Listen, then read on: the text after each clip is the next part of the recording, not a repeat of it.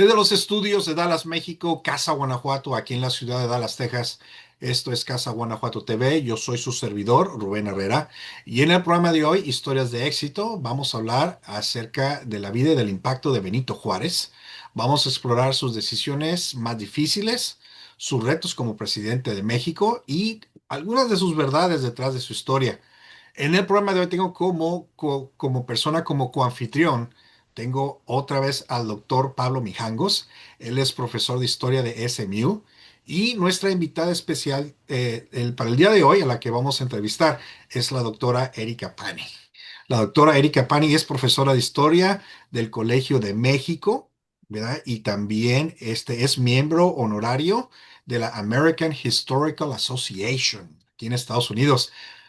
Bienvenidos, dama y caballero. Gracias por estar aquí con nosotros. Al Gracias a contrario, usted, don muchas Rubén. gracias por invitarme. No estamos ahorita, obviamente, la gente, pues obviamente no estamos en el estudio, pero estamos haciendo esta entrevista en línea.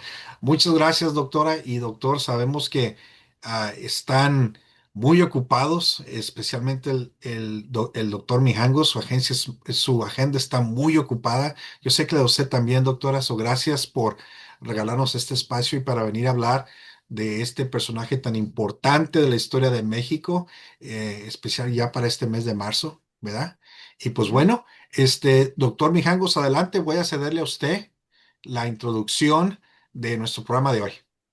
Sí, pues bueno, primero que nada, de nuevo, muchas gracias a Casa Guanajuato por esta oportunidad, ¿no? De acercar la historia que hacemos los académicos, pues a la audiencia, a una audiencia más amplia y sobre todo a la comunidad mexicana del norte de Texas.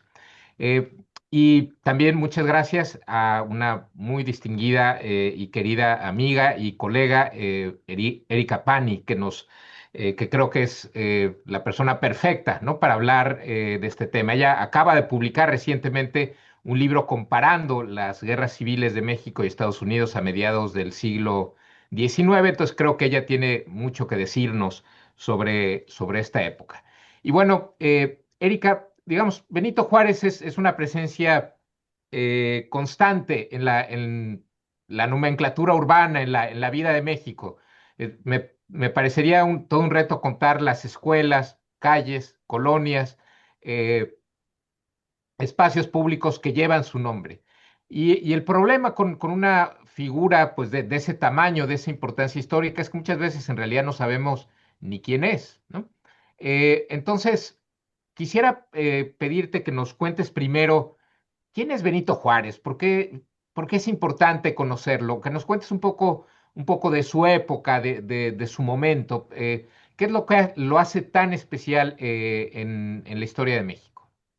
Bueno, a ver, Benito Juárez es, ¿no? Ese es el nombre que más se ha usado para distinguir escuelas, calles, plazas, incluso la sierra en la que nació en 1806, pues ahora la conocemos como la Sierra de Juárez, que es estas montañas maravillosas al norte de la ciudad de Oaxaca, con unos bosques de neblina, realmente un lugar mágico muy bonito.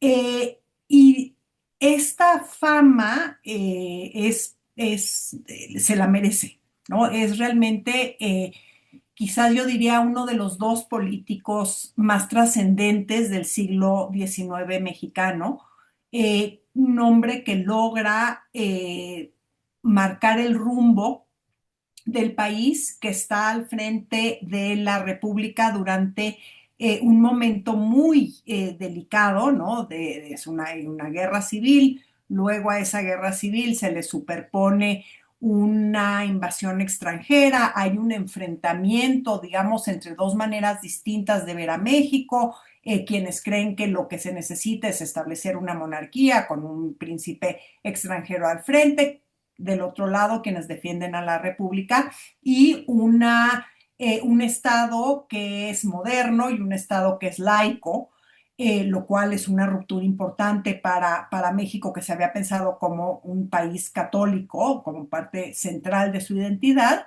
Y el liderazgo de Benito Juárez contribuye a que para 1867 el destino de México como República Democrática Federal se haga, digamos, se consolide, ¿no? Entonces, en ese sentido, es el hombre que está al frente de un proyecto político que es el que termina estableciéndose de manera firme eh, y para la segunda mitad del siglo XIX, ¿no? Una vida excepcional, ¿no? Es un hombre que nace en un pequeño pueblo, San Pablo de la Tao, en 1806, entonces antes de que termine el gobierno colonial de España, y que muere en 1872, como decíamos ya, cuando el rumbo del país, su vocación republicana y federal queda ya definida y marcada. Entonces, el recorrido vital de Benito Juárez es en muchos sentidos el de la nación. Oh, muy bien. Doctora, disculpe que yo le haga esta pregunta. Usted aquí es la experta, ¿ok? Yo nomás sé de Benito Juárez lo que sabe la gente, lo que yo leo de repente, lo que dicen los memes, lo que dicen los dichos. Yo tengo entendido que Benito Juárez fue presidente de México por 14 años. ¿Está de acuerdo? Ok. Y se supone que también el presidente de Benito Juárez fue el presidente de la democracia. Pero una presidencia de 14 años, doctora. ¿No se ve como más como una dictaduría? A ver, yo creo que ¿Cuál es su opinión? Díganos. el periodo, Benito Mm, Juárez tiene esta muy larga presidencia, ¿no? ujú, Él asume, él se vuelve presidente en 1858 porque ha sido electo presidente de la Suprema Corte. Quien era el presidente en ese momento es Ignacio Comonfort, que da un golpe en contra de la Constitución porque considera que la Constitución es una Constitución que debilita a tal grado al presidente que no puede gobernar, ¿no? Que le amarra las manos. Entonces, el primero da el golpe en contra de la Constitución, hay, en alianza con unos militares conservadores, no es lo suficientemente conservador, o sea, no echa para atrás muchas de las cosas que hace esta constitución, que es una constitución bien importante, porque es la primera constitución que no reconoce el Estado confesional. ¿Eso qué quiere decir? Que es un Estado que se considera a sí mismo católico, que protege la exclusividad religiosa, o sea, para ser mexicano se necesita ser católico, es la única religión que puede, digamos, tener un culto público. Los sacerdotes tienen derecho, ¿no? A normar una bola de cosas de la vida diaria, de manera destacada el matrimonio. Uno no se puede casar si no se casa por la iglesia. Y bueno, tiene esta visión de modernizar a la economía. Entonces, ¿cómo modernizarla? Pues tanto las propiedades de la iglesia, que eran muy numerosas, que las arrendaba, como la propiedad comunal de los pueblos indígenas tenían que privatizarse, ¿no? ujú. Porque pues el que se ocupa, si no es tuyo el bien, pues no lo vas a cuidar, invertir, tratar de mejorar. Y si lo reduces a propiedad privada, pues entonces va a ser mucho más empresarial el asunto y México, que tiene este número tan importante de gente pobre, pues va a poder ser un país más próspero y más moderno y más dinámico. Entonces, esta es una constitución, como se imaginarán, pues muy controvertida en su momento y el grupo de los conservadores quiere deshacerse de ella. Entonces, cuando Comonfort pues no va lo suficientemente lejos, le dan un golpe de estado y justo antes de salir, él había metido a la cárcel a Benito Juárez porque Benito Juárez no había querido apoyarlo digamos, golpe a la Constitución y lo saca de la cárcel para que Juárez asuma la presidencia. Entonces, se vuelve presidente en 1858 y la guerra civil entre conservadores y liberales termina en 1860. Inmediatamente en 1861, Juárez llama elecciones y es electo. Luego hay una invasión francesa, no puede haber elecciones durante la guerra, que es una guerra muy cruenta, muy Ujú. difícil para el país. una vez que termina la guerra en 67, vuelve a ser electo presidente y lo vuelve a hacer una vez más en 72. Entonces, tenemos esta tensión entre el respeto a las elecciones, pero estas elecciones que son elecciones indirectas, ¿esto qué quiere decir? Que usted, votante, no va y vota por Juárez, sino que vota por un señor, porque ahí sí todos son señores, un señor que usted, que vive en su pueblo y que usted considera es muy respetable y muy sabedor y que es el que sabe para dónde tenemos que movernos como país, y ese elector es el que va a votar por el presidente, Es ¿no? como el Entonces, colegio electoral aquí en Estados Unidos, es en realidad. exactamente, exactamente, aunque no tienes esta reunión, entonces luego cada elector vota por según su conciencia y lo que pasa es que ya a ese nivel pues es más fácil manipular, presionar, convencer,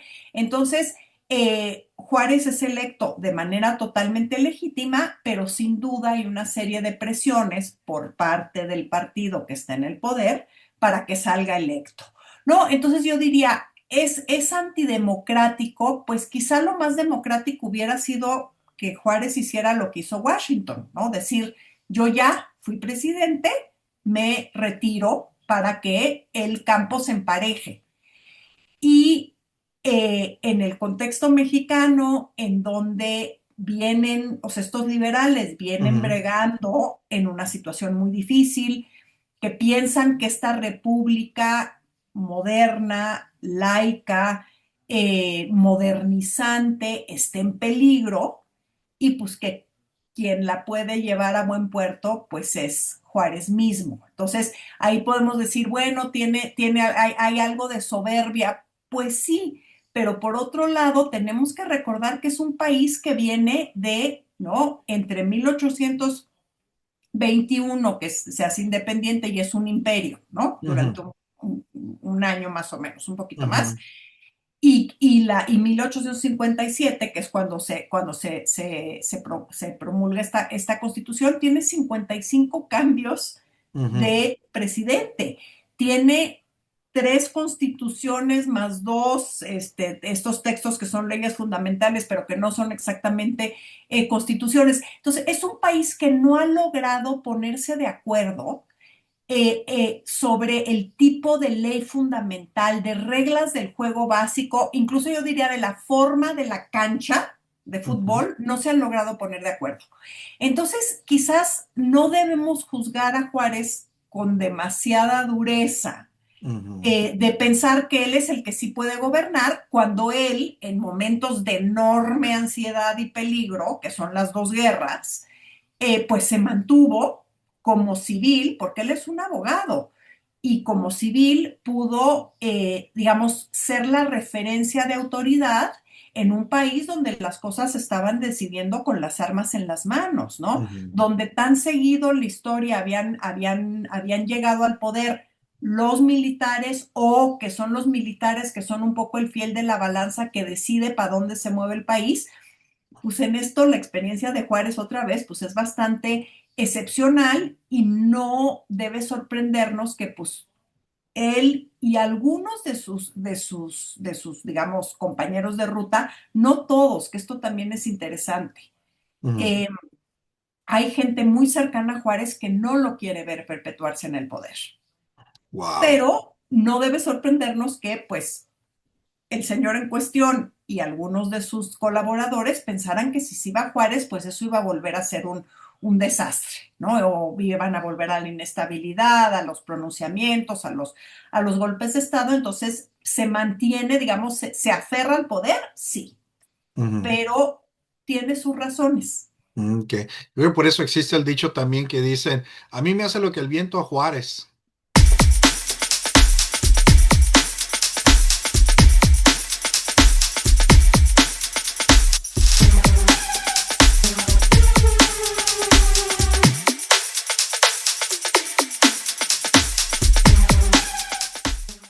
Creo que por eso Exacto, existe.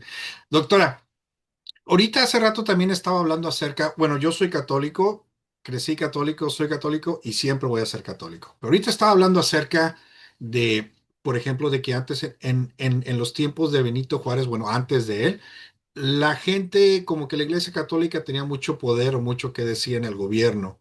También las parejas no se podían casar si no se casaban por la Iglesia Católica o si no eran católicos.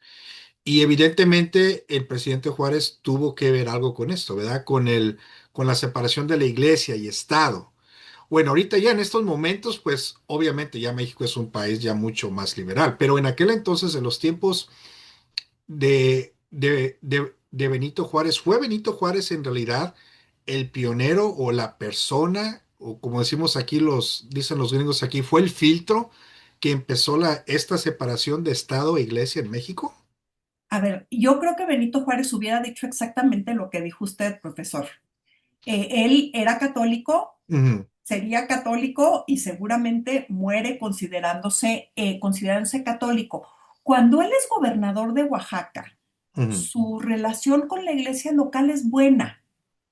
¿Qué pasa? Él no es, digamos, él no es el de la idea, ¿no? Hay toda una discusión prácticamente desde principios de la vida independiente sobre qué lugar debe ocupar la iglesia. ¿Por qué? Porque por un lado es una autoridad pública central, pero por otro hace cosas que se supone tendría que hacer el Estado. Entonces se pisan los callos de manera ujú, relativamente frecuente y sí. además el Estado es un Estado pobre porque no logra establecer, digamos, una base fiscal sólida. Vive de lo que se paga en las aduanas, lo cual es lo mismo que hace el gobierno estadounidense, pero el comercio en Estados Unidos es mucho más importante y entonces el gobierno federal ahí va, vende las tierras públicas, etcétera. El gobierno mexicano vive endeudado desde el minuto que nace, porque además asume las deudas del gobierno colonial. Entonces, frente a este estado pobre, sin presencia territorial, porque pues que le hagan caso, pues en la capital, más o menos, en los territorios, cuando puede mandar tropas que lleven a cabo Ujú, sus mandatos, pero en general es un gobierno, digamos, al que le cuesta mucho ejecutar sus leyes y sus normas. Y enfrente de esto está una iglesia que, si bien se debilita, se empobrece por la guerra, sobre todo por la guerra de independencia, que no hay que olvidar, duró 10 años, y la gente pues ya no tiene para estar pagando, ¿no? Censos y primicias, cuesta mucho trabajo cubrir los aranceles para bautizar, casarse. Entonces, están estas tensiones, ¿no? De esta iglesia que extrae recursos y tiene dinero, el Estado no, y cuando el Estado le pide, pues la mayoría de las veces la iglesia le presta, pero no siempre y no siempre de buena gana. Entonces hay esta especie de competencia entre dos poderes. ujú. Entonces, esto es algo que se viene discutiendo. 1833, por ejemplo, hay un programa de reforma que dice que va a ser el Estado el que va a determinar quién ocupa los curatos. Y bueno, la iglesia dice, bueno, absolutamente no, porque No, la tampoco. autoridad Ujú, espiritual la tengo yo, no la pueden ujú. decidir ahí los políticos en la grilla, ¿verdad? No que no hubiera sacerdotes grillos. Entonces, en 56, 57, cuando se debate la Constitución, hay toda una discusión muy, muy, muy sustantiva. Y están los que dicen, es una libertad básica del hombre el creer como Dios le dio a entender.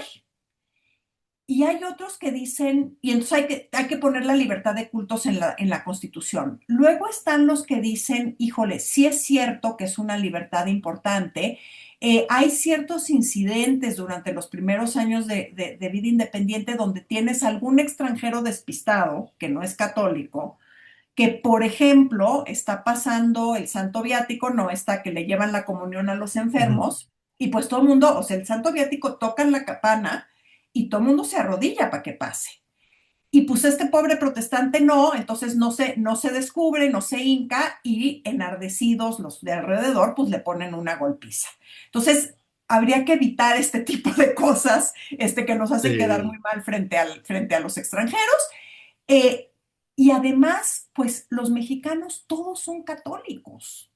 Todos son católicos. Entonces, si nosotros les decimos que la religión no es la que va a sancionar el ejercicio de la autoridad pública y las leyes y demás, pues la gente se va a levantar, ¿no?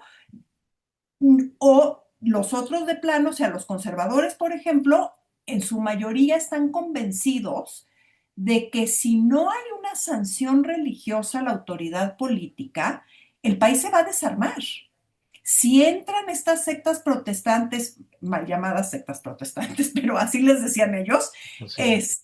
y empiezan a convertir, pues este país que es tan frágil, donde no tenemos una autoridad firme, donde no tenemos referencias, se va a disgregar, vamos a desaparecer, nos van a comer los protestantes del norte, ¿no? Que esa es otra. México, digamos, lo que le da cierta cohesión es el catolicismo.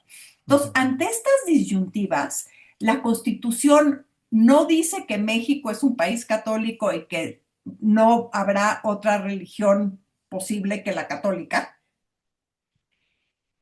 pero no declara la libertad de cultos. ¿Qué pasa durante la guerra? La guerra es una guerra que no es, a ver, que podemos decir que no es una guerra de religión porque se están peleando católicos con católicos. Y tú tienes igual a Tomás Mejía, que es un indígena otomí que se dice el defensor de la santa religión y que le va a poner a la Virgen del Pueblito su faja de generala porque ella es quien está al frente de sus tropas, y a un Santos Degollado que dice, nosotros los liberales somos los verdaderos defensores del Evangelio porque el Evangelio dice que todos somos iguales y que todos tenemos los mismos derechos. Y eso es lo que queremos los liberales. Los conservadores quieren privilegios, quieren tribunales especiales para los militares y para los sacerdotes. Entonces, son dos visiones distintas del catolicismo, por lo menos, pero lo que sí es que se piensan como defensores de la religión. Entonces, esto hace que la guerra sea todavía más intransigente y más sangrienta. Y hay una convicción por parte de los liberales que como la iglesia no quiere perder sus tierras, la iglesia no quiere perder sus tribunales, está financiando la guerra. Entonces, tú tienes a nivel cancha, o sea, en las parroquias, sí tienes sacerdotes que dicen, ah, los liberales están atacando la religión, hay que irse. Los obispos son mucho más prudentes y dicen, es que esto no nos tenemos que meter en política, pero la iglesia tiene una serie de derechos que hay que defender. Entonces, lo que hacen los liberales es decir, bueno, quien tiene la culpa de esta guerra es el clero. Y no estamos en contra de la religión, pero tenemos que castigar al clero y sacarlo de la jugada política. En eso sí desempeña un papel central Benito Juárez, que es presidente, que están en Veracruz, él y su gabinete, tratando de ver cómo le hacen para ganar la guerra, ¿no? Entonces, ahí sí, Benito Juárez es en ese sentido el fundador como presidente. Está, o sea, Melchor Ocampo, que había sido gobernador de Michoacán, que tiene una serie de textos sobre lo ilegal que es que la iglesia cobre aranceles, por ejemplo, seguramente insistió mucho en que esto era importante. Pero el responsable como jefe del Ejecutivo, pues es Benito Juárez. Entonces, en ese sentido, sí, es el fundador del Estado laico. Ahora, por ejemplo, Ujú. cuando su hija que quiso casarse nada más por lo civil, Benito Juárez dijo, pero absolutamente por ningún motivo. ¿No? Motivo. No con esas palabras, porque seguramente era un hombre más, más elegante que yo, Ujú. pero sí hay esta convicción por parte de muchos liberales de que la iglesia es la que se está un poco malinterpretando lo que quiere decir ser un buen católico. Ha de haber tenido el Y, y, presidente Juárez. Sí, adelante, y, doctor. don Rubén, no, nada más quería añadir a lo que acaba de explicar muy bien la doctora Pani, un incidente muy importante para entender, ¿no? El problema que tenía enfrente el presidente Juárez, que es que la Constitución de 57 exigía que todos los empleados públicos, ¿no? Desde el intendente hasta el presidente, ¿no? Juraran obediencia a la Constitución, y el juramento era un acto religioso que se hacía como es el juramento presidencial aquí en Estados Unidos, ¿no? Sobre los santos evangelios, un acto que compromete la conciencia. Y los obispos mexicanos que estaban opuestos por diversas razones a la Constitución prohíben a los creyentes jurar. Y entonces eso transforma un desacuerdo político en torno a la Constitución en un problema religioso. En el año 1857 hay una crisis nacional por el tema del juramento. Hay muchos pueblos donde no se puede jurar, donde hay motines populares, en otros lugares sí. Y bueno, ¿eso qué le dice a las autoridades nacionales? Pues que el clero, en lugar de ser esta autoridad pública que ayuda a reforzar el Estado, está incendiando el Estado. Lo que hace Juárez es simplemente decir, eh, la unión iglesia-Estado ya no funciona en México. Ya la iglesia ya no es un factor de gobernabilidad en el país. Es mejor que cada quien se vaya por su lado, porque es la única manera de que funcione un orden constitucional. Ujú. Y Y quizás, digamos, una cosa que es interesante es que no se habla de separación, se habla de independencia. oh, ok. Lo que dicen estas leyes conocidas como las leyes de reforma es perfecta independencia entre las dos instituciones, con lo cual ya no tenemos que jurar porque ese es un acto religioso, vamos a protestar, guardar la Eso dice, Constitución, no etcétera. jurarás el nombre de Dios en vano, bla, Y bla, bla, como exactamente, y eso. no nos vamos a meter en el campo el uno del otro. Al Mm, final la cosa termina siendo más complicada que eso, pero sí, porque digamos, otra de las cosas que hacen es nacionalizar los bienes de la iglesia para que no puedan dar financiando a los ujú, conservadores. Entonces, sí, sí, en ese sentido, pues es cortar un nudo ujú. que se había vuelto muy difícil de manejar. Sí, pues fíjese, y yo lo que le iba a comentar en este momento, y ya con lo que dijo ahorita el doctor Mijangos, dijo, peor ahora hasta me siento mal por el presidente Juárez, porque imagínese estar en una posición donde le quiero decir a la iglesia, iglesia, por favor, no te metas con asuntos políticos, pero luego también haces enojar a sus seguidores, que es prácticamente todo el país. Ujú. Imagínate, o sea, los seguidores a la Iglesia Católica, o sea, como mexicanos, ¿verdad? La mayoría son católicos y yo me imagino que en aquel entonces eran todavía, por decir, más católicos, más creyentes a lo que la iglesia o el sacerdote de su pueblo decía. Entonces, imagínese estar en esa posición del el medio, como decirle, queremos estar juntos, pero no revueltos o algo así, ¿no? No, muy difícil y eso yo creo que explica lo sangriento de la guerra, pero yo quizás sugerir que la postura de la iglesia y de los católicos militantes es congruente. A nosotros nos suena rarísimo, no sé qué. Pues, ¿qué les importa que cada quien no Ujú, crea en lo que, y los que no quieren creer que, pero en este momento están convencidos de que si tú no sigues los preceptos de la verdadera fe y no ujú. comulgas y no te vas a condenar. Entonces, lo que Sí, decían ellos es esta expresión muy linda de no puede haber, no es que estemos en contra de la libertad, pero no puede haber libertad para el error. ¿Por qué? Porque aparte no es que te vas a equivocar y te vas a sacar 7, ¿no? ujú, 5.5 en el ujú. examen, es que te vas a condenar.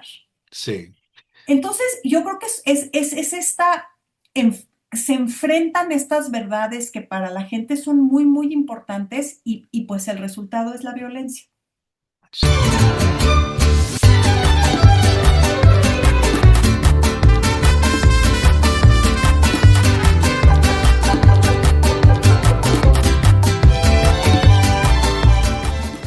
sí. Doctora, ¿sí nos puede hablar un poquito acerca del Tratado de McLean Ocampo? Sí, mira, este tratado de MacLean Ocampo es un tratado que se firma en el verano de 1859. ¿Qué pasa? Que tenemos al país dividido en dos, ¿no? Hay los militares conservadores que ocupan la Ciudad de México, el gobierno liberal se ha refugiado en Veracruz, que termina siendo una muy buena idea porque pues ahí cobran las aduanas del puerto más importante del país. Y hay batallas, ganan, pierden, movilizan tropas, luego las deserta la mitad. Entonces, podríamos decir que la guerra está en un empate y que no logran romper este empate. Miguel Miramón, que es el presidente conservador, sitia una vez Veracruz y no logra tomar la ciudad y va a volver a sitiar Veracruz después de las negociaciones. Entonces, el gobierno, el, los dos gobiernos dicen, bueno, como no podemos imponernos con recursos internos del país, pues vamos a buscar recursos fuera. Entonces, están buscando a ver qué gobierno extranjero les echa la mano.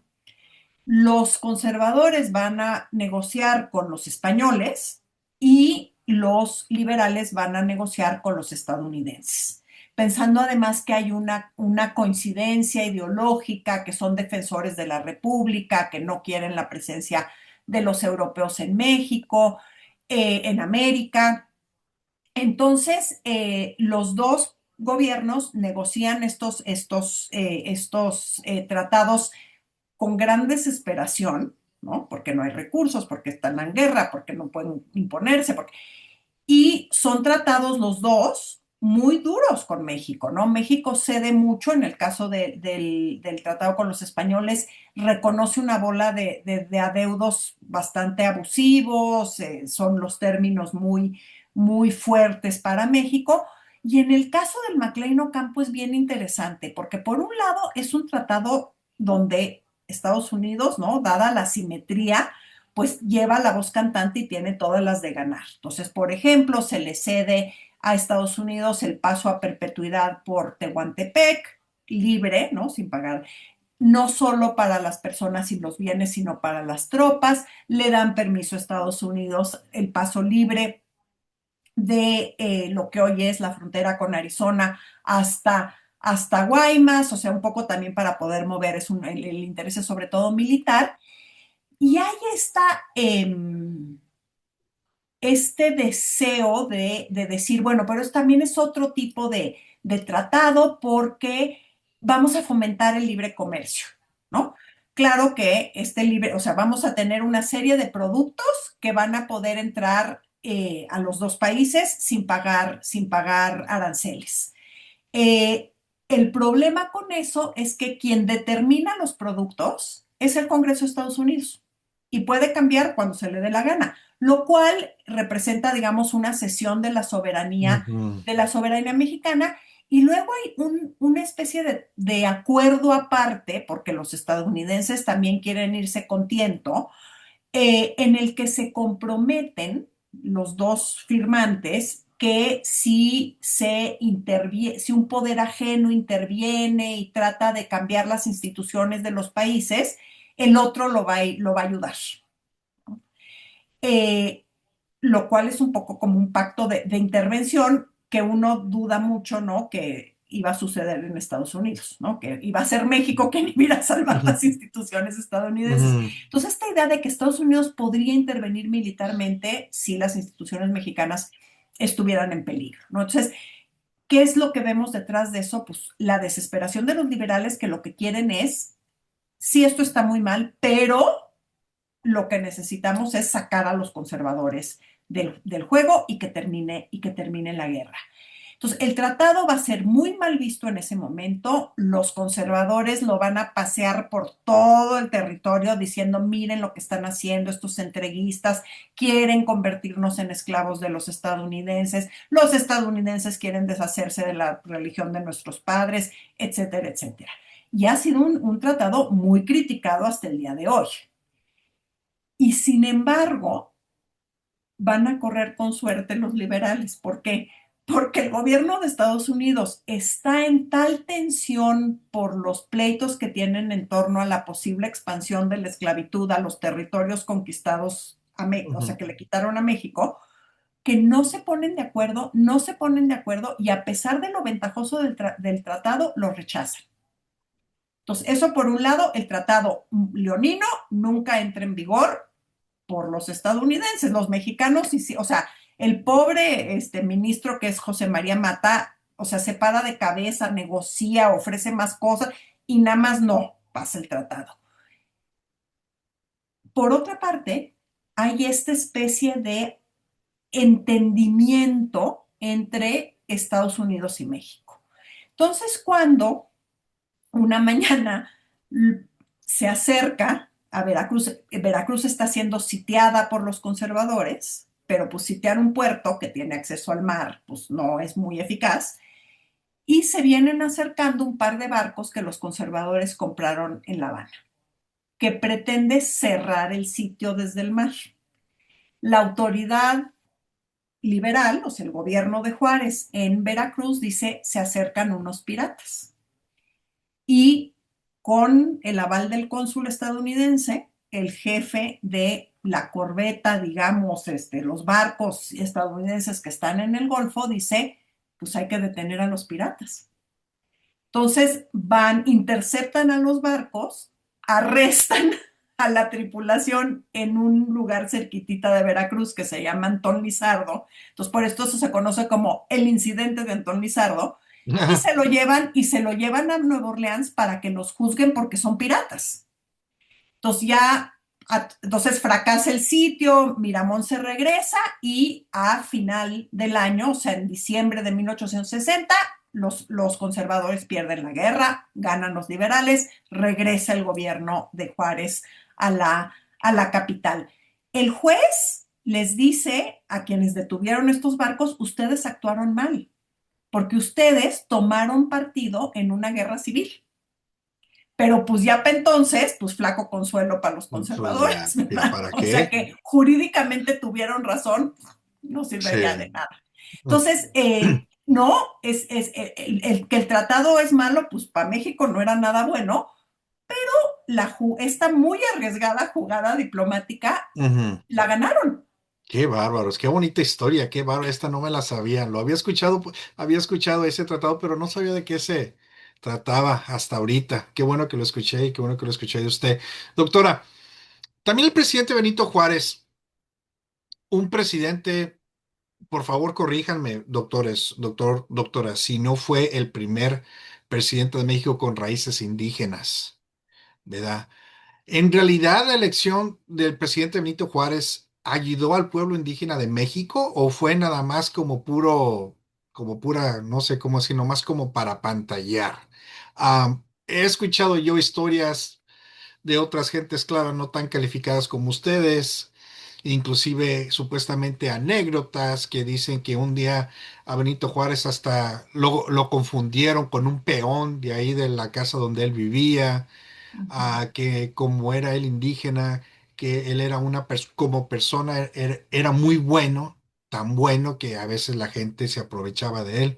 No sé, usted mejor edúqueme usted, doctora, dígame, No, bueno, a ver, o Benito Juárez edúquenos. nace en un pueblo indígena Ujú, y habla zapoteca. Entonces, ese es el zapoteco, perdón, ujú, él se va a la ciudad de Oaxaca a la casa donde sirve su hermana.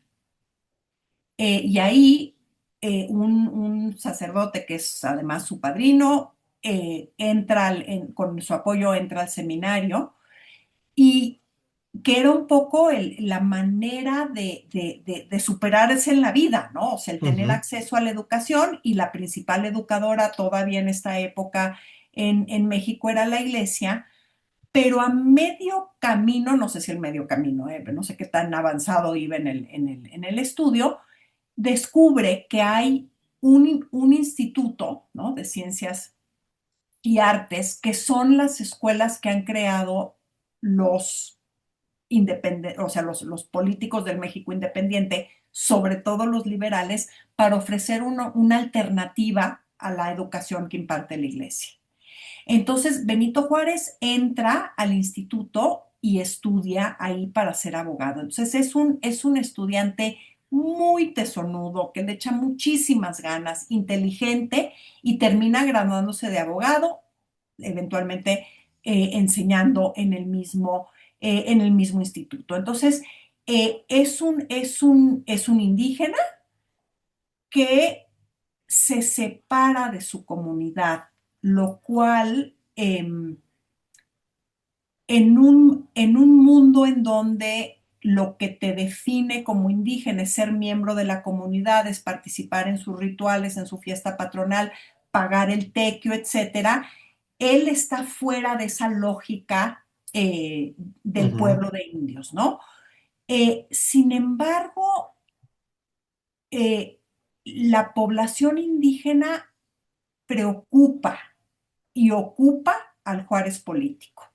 Como abogado, va a defender a comunidades indígenas que tienen pleitos de tierra, de agua, etcétera. Eh, Benito Juárez va a estar convencido de que hay que educar de manera distinta, ¿no? Tiene incluso esta frase muy linda de que cuando se lea, en vez de gasten en libros, y es posible que me esté yo equivocando, pero que gasten en libros en lugar de en velas, ujú. ya vamos a tener un México distinto.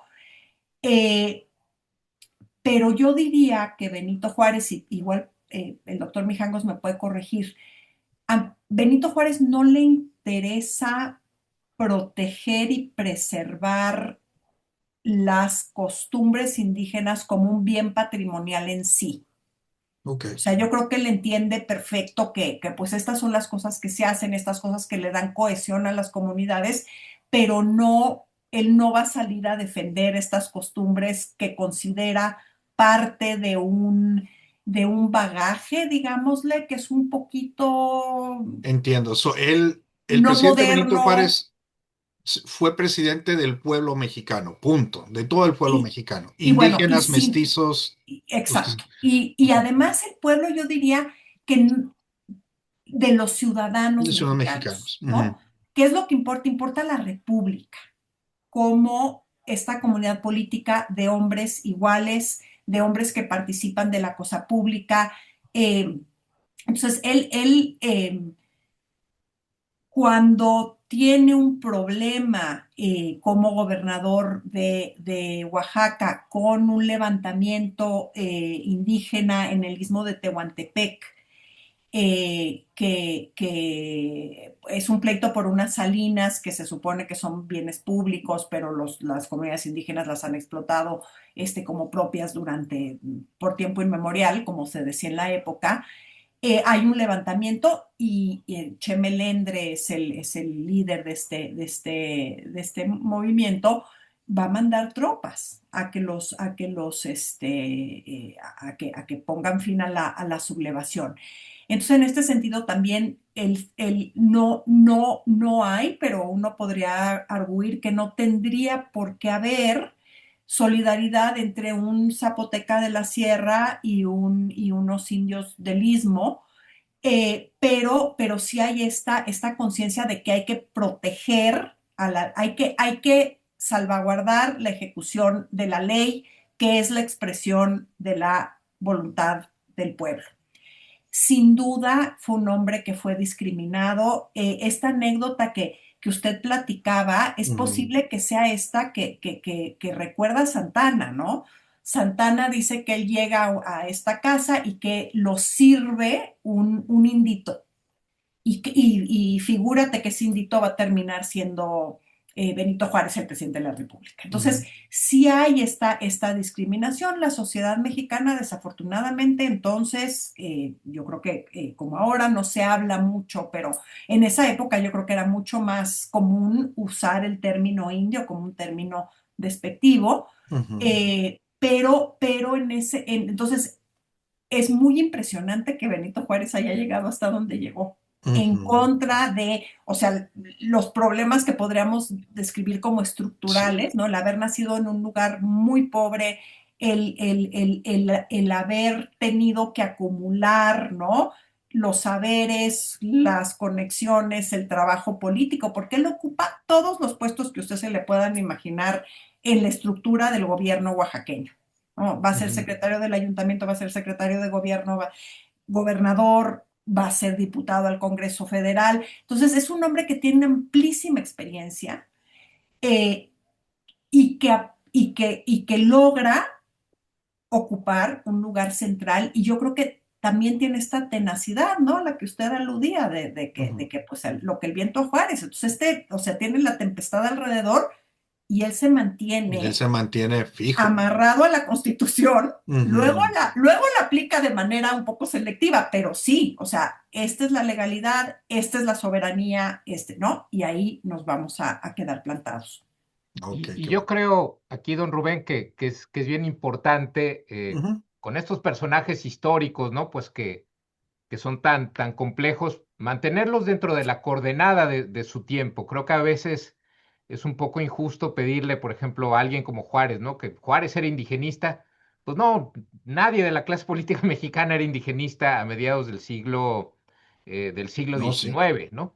Podía haber actores políticos indígenas peleando por los intereses de sus pueblos, pero esta cosa que decía Erika, ¿no? Bueno, Juárez en realidad no es que tenga una política de Estado destinada a preservar las identidades, las culturas. Eso está fuera del radar, ¿no? Juárez es un liberal, es un republicano y dentro de esa cultura un valor esencial es la igualdad de todos los ciudadanos ante la ley.